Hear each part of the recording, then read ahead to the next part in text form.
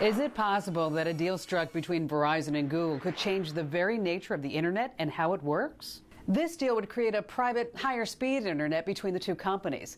They would program their respective servers to give a kind of priority to traffic coming from each one's site.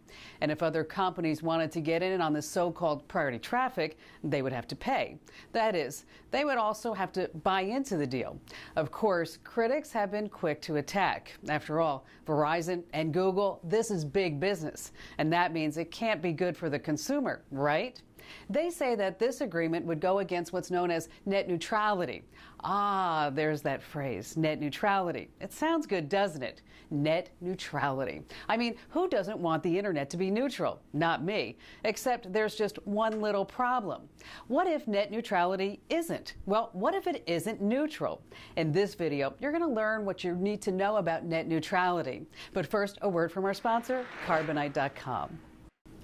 A lot of what I share with you here at tvkim.com is intended to help you avoid having a case of the computer should-haves. For example, if your computer crashed today, would you be saying, I should have used Carbonite to back up my files? Well, we both know that should-have won't help you get your files back. That's why I use Carbonite Online Backup, and I highly recommend that you do too. You see, Carbonite automatically backs up your files to a safe off-site location, so that when you have a computer disaster, it's really easy to get your files back. And now you can access your backed up files from any computer or even on your iPhone or BlackBerry with a free Carbonite app.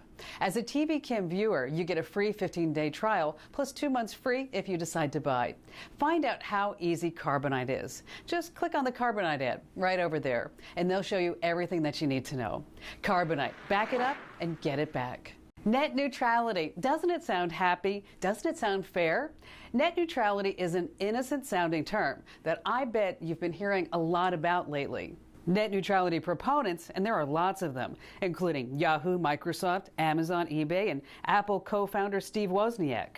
Even the president seems to be on the bandwagon. The answer is yes. I am a strong supporter of net neutrality. Once providers start to privilege some applications or websites over others, then the smaller voices get squeezed out and we all lose.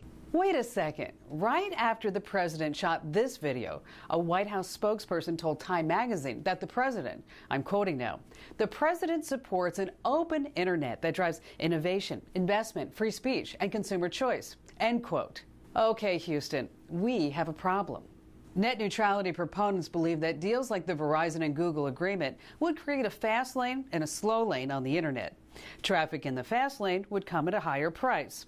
And to protect us, they believe that the strong arm of government should intervene and prohibit businesses from making deals that would create preferred internet traffic. America's biggest internet operators like Verizon, Google, Comcast, Cox Communications, at&t, the U.S. Telecom Association, and the National Cable and Telecommunications Association, and many others, including me, believe that if the government gets involved and begins telling private companies how they should handle internet traffic that's being switched by their servers, the entire internet will bog down as less important traffic is given the same status as the most important traffic. So what's all this supposed to mean to you?